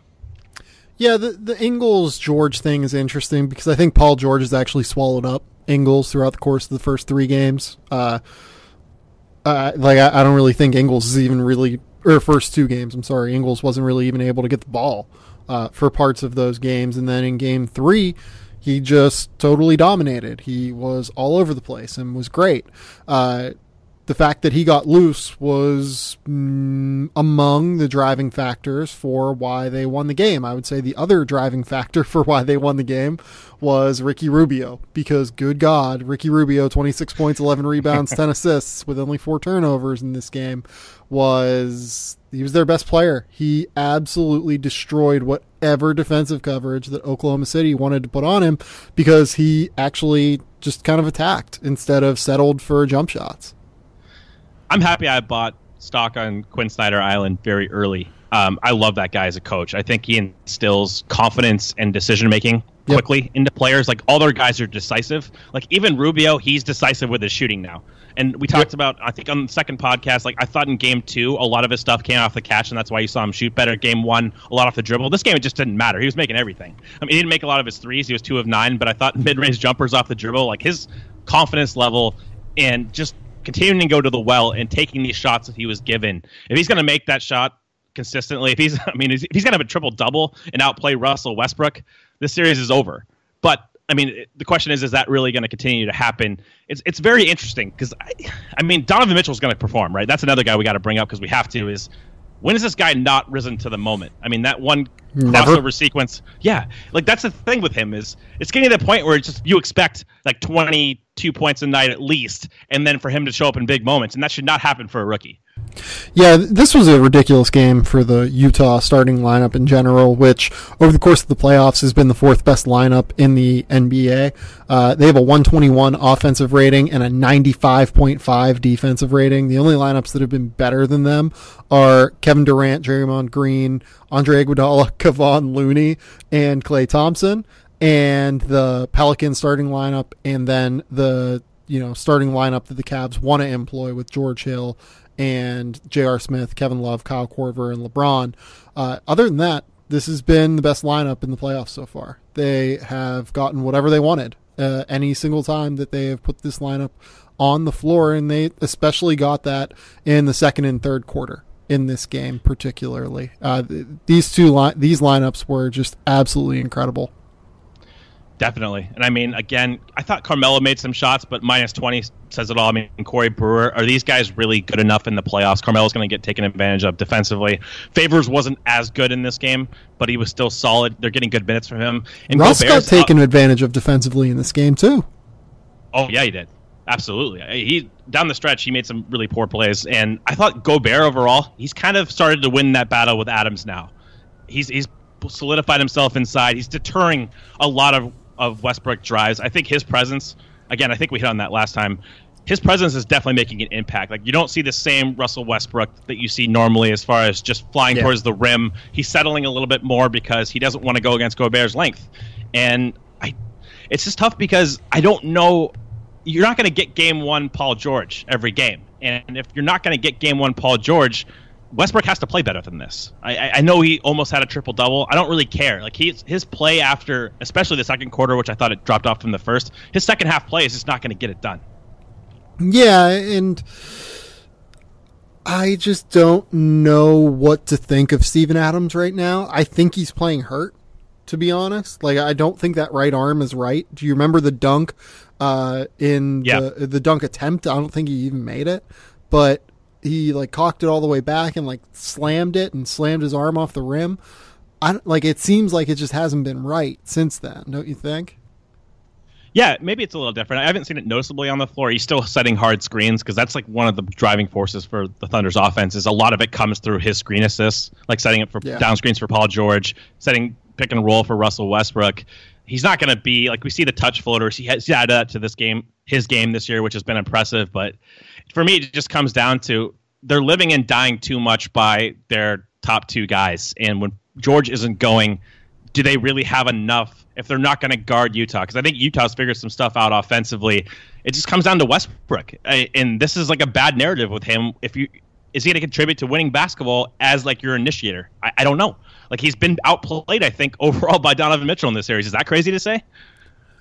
No, I don't think it is. I think he's been outplayed by Donovan Mitchell in this series. I mean, last night he was outplayed by Ricky Rubio, let alone Donovan Mitchell. And Ricky, God love him, he has played really well in Game 3, but he was a guy that Utah fans wanted to trade midseason. So that's where we're at in this series, though. And it's someone different every night, though, for Utah in the starting lineup. In Game 2, it was Derek Favors. In Game 1, it was Donovan. In Game 3, it was Joe Ingles and Ricky Rubio stepping up. These guys, they get it from so many different avenues, and they get it from Quinn Snyder putting them all in position to succeed, that it's no wonder that they are as successful as they are, I would say. And the Thunder had a ton of problems with the Jazz, double high pick and roll actions. They're just either giving up a shot or they're giving up a dive to the rim. I just don't think they've been able to figure it out. They can't trap the ball handler because you get Favors on a short roll who can then make an extra pass to Gobert under the basket. So I think that you just see Utah's offensive scheme and just how cohesive they are as a team. That's the biggest takeaway from this series to me is one team's super cohesive. The other one is just relying mostly on their athletic talent and high-level scoring. You know what I mean? It's a bunch of individuals. It's not that extreme. They do play somewhat cohesively. I think Paul George is a good fit next to Russell Westbrook, but it's not the same level of dynamism, cohesion as an offense. Well, yeah, Carmelo Anthony is a bad fit on this roster. He just doesn't do anything that they need. What he does, Paul George does, and does it better than Melo, and they don't need two of those guys, Yes, I mean, if he's not going to shoot it at a high level, that's what he's on this roster to do at the 4, and maybe take some guys off the dribble, but he rarely drives now. It's mostly always a one-dribble pull-up. He doesn't go to the rim. So when he's not making shots on this offense, because Russell's going to have the ball the majority of the time, because you can't really play him off the ball. He doesn't move well without it. He's not a huge gravity threat. And that's what it comes down to, is Russell has to be better, because he's the guy that has the ball. And for the Jazz, a bunch of guys have the ball because that's their system. If you're not going to be playing at a high level, you're going to lose a series like this. And I thought it was a toss-up, honestly, after Game 2. I was it could go either way. But some of the stuff the Jazz figured out, I don't know. Where do you come down on that? I think that Utah is going to win Game 3, and I think they're going to win the series in 6 or 7. Game 4, you mean? Game 4. Yeah, I'm sorry. This series is weird. Yeah, I think that I know, seriously. They're going to win Game 4, and I think they're going to win the series in 6 or 7 games. Oklahoma City is playing like a lot of individuals who are all very, very talented, but don't necessarily want to play that much with each other. And that's like kind of maybe an unfair statement, but it is accurate right now, I think. And, you know, this should not come as a surprise, but that starting lineup that Oklahoma City has among lineups that have played 20 minutes or more, there have been, 30 or so in the playoffs so far, 25, 30. They are 5th from the bottom in assist to turnover rate. Assist rate is fine. Like, they're at 60 assist rate, but a lot of it is not from ball movement. It's just from Russ kind of freelancing and doing his thing, and they're turning the ball over too much. They're not getting efficient offense, and that's a major problem for this unit. It really is, and they're not getting a ton of contributions off the bench. Like, I like Jeremy Grant, I like some of his abilities defensively as a small ball 5 in the playoffs. Patrick Patterson had 8 points. He made all 3 of his shots. I don't think he looks right. I don't think he's looked right all year, and that was a signing that a lot of people loved in the offseason. Like, he's going to give him the spacing dynamic. I just don't think he has the juice anymore. Like, he doesn't really do much off the dribble. He used to be able to, like, take a couple dribbles and make a pass. I haven't seen much from him there, and they're just not getting a lot of help. I mean, Raymond Felton's been fine. Alex Abrines is fine when he's hitting shots, but he didn't make a shot in this game. Terrence Ferguson's not ready for this. So they're not deep either. And their starting lineup is getting absolutely destroyed. So it's kind of self-evident why they're down 2-1 in this series. Yeah, I mean, again, as we've said throughout the course of the series, Paul George, Russell Westbrook, they're scheme breakers who can just kind of demolish game plans. But if they both don't do that in this series, I think Utah wins. It's a rare exception for me because, again, I usually side with the talent, but this is one of the series where I think that Utah's scheme is just good enough, and they do have high-level players. I mean, everybody in their team is playing well. Like, I mean, Donovan Mitchell's not on like Russell Westbrook's level overall if you take it holistically, but the fact he's outplaying Russell in this series, I mean, he's been better than him. So in this series in particular, they might have one of the 2 best players in the series, and they're getting great contributions. Again, Rubio has been, I mean, his game 3 was unreal. Like, he was the best player in that game. So if they're going to get these kinds of performances and they're going to win the individual battles with the Thunder's guys who are supposed to do that in order to win, Utah's going to win the series. Yeah, and look, I don't mean to talk shit about Utah's talent level. I think they actually are a very talented team. Rudy Gobert is like a top 20 player in the NBA. Donovan Mitchell is like a top 30 player in the NBA. They're very, very good. I just think Oklahoma City's guys with Russ and Paul George both being top 15 players in the NBA, like, that's a bit more talent. It is what it is. Yeah, it's definitely not a slight on Utah. I mean, the Thunder's top echelon guys are considered pretty unanimously like top 15, top 10. I think Paul George is their best player, frankly, and I think that's kind of trickled into this series. Russell's bad looks always like the worst when he's at his worst because you see all the bad pull-up shots he shoots, and he doesn't have the shooting ability, and the decision-making can just drive me insane sometimes, his choices. But at the end of the day, all this, we can talk about this for 20 minutes, but the key is Russell Westbrook's got to play better. He's got to be a top 10 player. He's got to be a top 5 player in the league, and we just haven't seen that. Let's move on and talk about the final 2 series at once. Do we care about Rockets-Wolves or Spurs-Golden State? I'm kind of interested in Rockets-Wolves, and I have not paid a lot of attention to that series prior to the most recent Game 3, which is another Game 3. I think that some of the stuff they showed, I mean, some of it's just Houston is not shooting the ball well overall. I think Eric Gordon's getting shots that he normally knocks down. And I know he had 15 points in this game, but he's getting some high-quality looks. But Minnesota just has physical advantages over a lot of these guys. Even Wiggins is like overwhelming guys with his size at times, like their defensive matchups. They have Jimmy Butler. They're kind of big, and they're still not getting like great performance from Karl Towns, even though he was better in this game, especially on the glass. I mean, the Rockets should win. I mean, they should win in 5. I would still probably favor that, but I don't think it's completely ridiculous to count Minnesota in on this series just because they have the top-level talent with Towns, with Butler, and I've been kind of impressed. Wiggins is playing a lot better than I expected in the series. Telling you, man. Andrew Wiggins. Buy stock. Maybe not max contract Andrew Wiggins, but buy stock in him in general. No, I mean, he played really, really well in Game 3. No question there. Towns finally figured some shit out. That was really important for them. He had 18 points and 16 rebounds.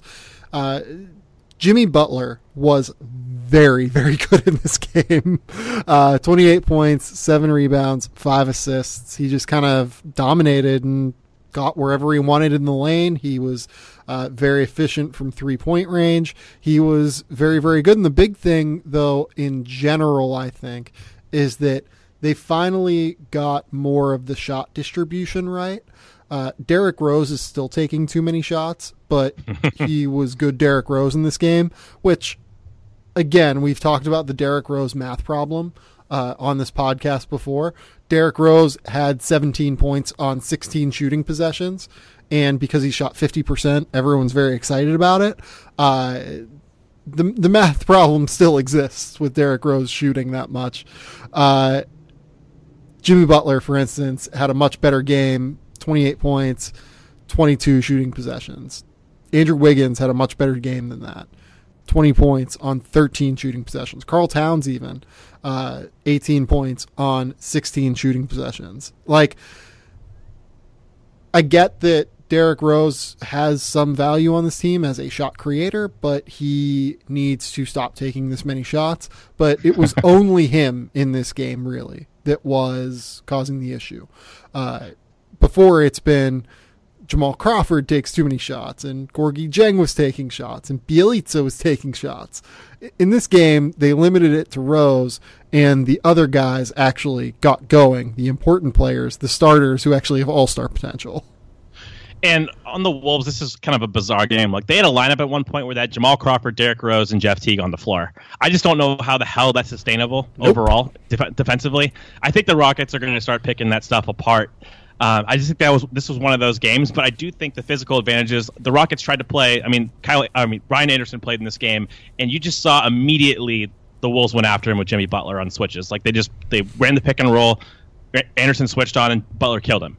So that's something to look at. And I think that the Wolves have enough guys at certain positions where they can overwhelm you. And we haven't seen the best from Towns yet. He's had some.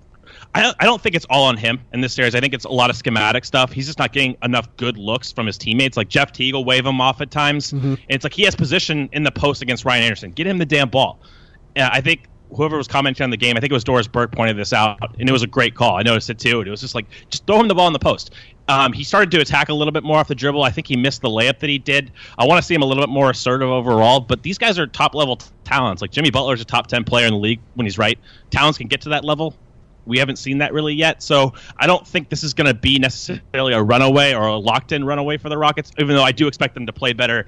Just their supporting guys got to make more shots, like P.J. Tucker, 0-4 from 3 in this game. For the shot quality that Gordon's getting, he's going to get hot one of these games and shoot like 7 of 9, just because he's getting open looks. That's what the Wolves are going to live with, is these ancillary guys. And how the weirdest thing for me is how the Wolves are defending pick and roll with Harden. Like, they're dropping Towns back, and it just puts so much damn pressure on Jimmy Butler to get over the top of screens. And it's unfathomable. Usually you see against the Rockets, you'll bring a second guy up. You don't want Harden to get ahead of steam. You don't want him to get that pull-up 3 because it's too valuable and he's too good at it. Is that a sustainable strategy long-term? Like, can you live with Jimmy Butler trying to fight over the top of James Harden and you have Capella diving and Towns sagging back? So that's just something else to look at. Yeah. One thing that we should talk about with the Wolves is that, you kind of mentioned Jeff Teague waving off Karl Towns. It's funny. The first note on top of my note sheet is talk about Jeff Teague being really good.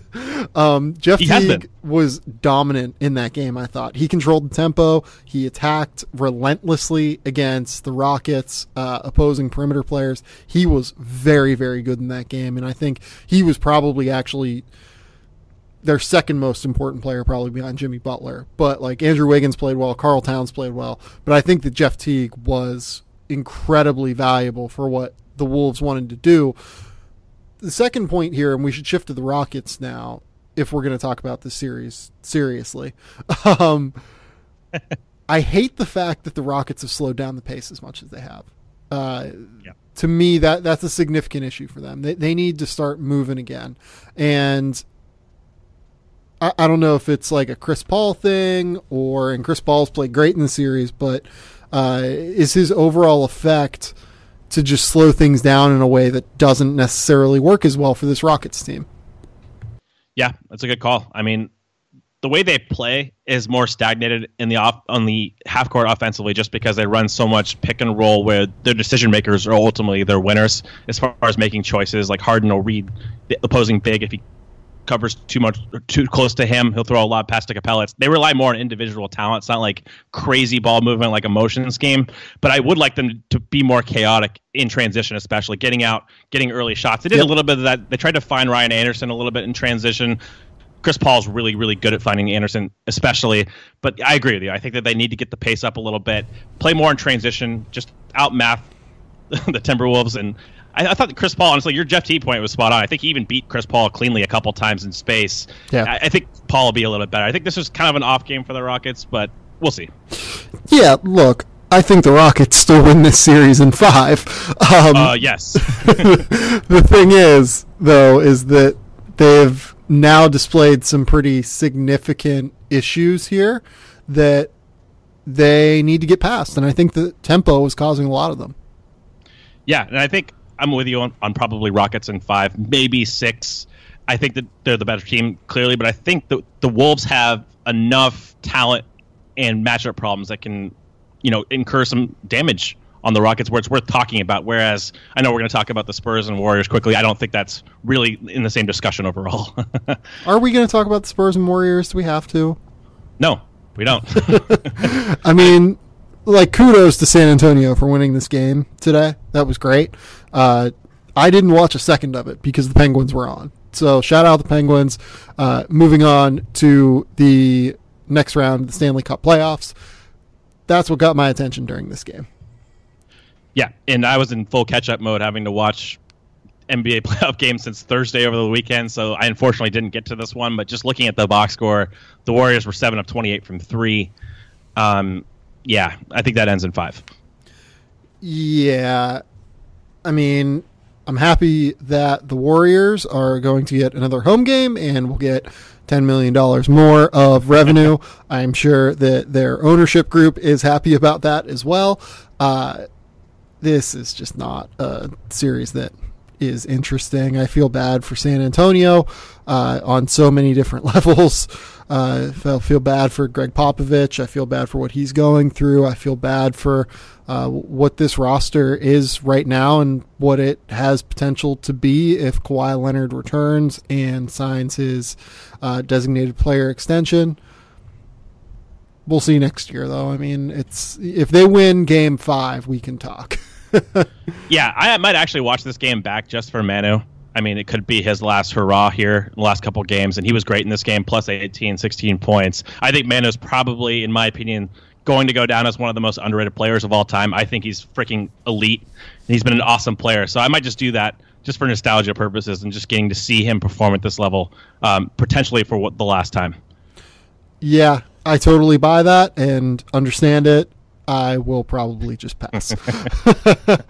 Cole, do we have any other kind of overriding, things to talk about here? Can we talk about potentially the Pelicans against the Warriors for 2 minutes? I know we're going to break it down more in the future, but just really quickly. Real quick, what do you want to say? Do you think they have any shot if the Warriors don't have Stephen Curry? Huh. Define any shot. Like are we saying 1%? Yeah, I think they have a 1% shot. I would give them more than that, honestly. I mean, we're going to go into this more in the future. I was just curious, for a cursory view. I think if the Warriors don't have Stephen Curry, I think that the Pelicans can give them some real problems. I think Anthony Davis is the one guy I don't think Draymond Green can guard competently. Even when he was 22 years old, Draymond had problems with him. And the way they're playing right now, I think the Pelicans are they're not a sneaky buzzsaw because it is absolutely eviscerated Portland, but I wouldn't go into that series being they have zero chance. Of course, if Steph's back, I think they probably have zero chance. But without Steph, I think the Warriors might be a little bit more vulnerable than they're probably getting credit for. Yeah, so the best way to kind of break what New Orleans is going to do to the Spurs or to the Warriors in that series is knock down threes. It's worth noting in the last 2 games, the Warriors have not really knocked down 3-pointers. So maybe that stops this from, being a walkover. I don't think it's a walkover, really, either. But what does New Orleans do with Kevin Durant? That's a great question. when I'm not qualified to answer at this point in time here. I might just put Drew Holiday on him and just be like, screw it. We're going to... oh, God, that'd be fun. Just to watch him guard. Like, he's been shooting over Danny Green in this series. It's like the Chris Paul effect, though. You're just going to get super physical with him and just be that pit bull that Durant just gets, like, irritated with or something. I think that's, like, your only shot, really. And it's going to shoot over the top, of course, but still, I think that'd be kind of fun. And, of course, Holiday's a little bit bigger than Chris Paul, so that'd be fun. That's a fun dynamic. Number 2, what do you do with Klay Thompson? Again, I think I don't know, dude. I don't, but it boils down for me as what do the Warriors do with Anthony Davis? I don't think there's an answer to that either. Sure, I agree with that. I 100% agree with that. I do think that the Draymond Green option on Anthony Davis is probably better than anything the Pelicans can do to stop Klay Thompson or Kevin Durant. I agree. And I think that if Drew Holiday is playing like this, though, then I think he gives them a fighting chance. Just his level of play. He's been a top 5 player in the playoffs. If he's going to continue this and, like, Nico's going to play the way he has, I'm just saying, like, it's an entertaining series for me. Maybe it goes 5-6 games without Steph. Maybe it's a sweep. But I think still, even if it's a sweep, it's an entertaining one. Yeah, it's going to be an entertaining series. No question there. I totally, wholeheartedly agree with that. The Warriors will sick Klay Thompson on Drew Holiday and probably cause him a lot more issues than what Damian Lillard and CJ McCollum and Evan Turner could. We'll see. We'll talk about this more later on, though, and once we have more clarity on Stephen Curry potentially coming back or not. Cole, tell the people where they can find your work. As usual, on thestepien.com, I have not produced any content recently because I've been catch-up mode watching the playoffs, so I have nothing to really plug. But as usual, continue to listen to this podcast. Yeah, at some point this week at The Athletic, I'm going to have 2 rather large projects. The first one is going to be a mock draft. The second one is going to be a lot of words. A lot. Just a lot. It's just breaking my body in half. So hopefully you'll get another podcast, maybe Wednesday night probably makes sense because I know the Wednesday slate's pretty loaded. We could have the end of Sixers Miami. Well, we could have the end of Sixers Miami tomorrow, couldn't we? Is that who plays tomorrow? Oh God, that's a great question. I do not know. I haven't even gotten that far. Let me see here. No, they play Tuesday. Sixers Miami. Houston, Minnesota tomorrow, and then Oklahoma City, Utah. Yeah. So tomorrow is not a great slate, but Tuesday and Wednesday are loaded in every conceivable way. Thursday could be an open night, folks. There we go. Could basically just be Celtics Bucks if the Sixers and if the Warriors close out the Spurs. So again, we're powered by CLNS Media. Go by RX Bars. Until next time, we'll talk soon. Bye.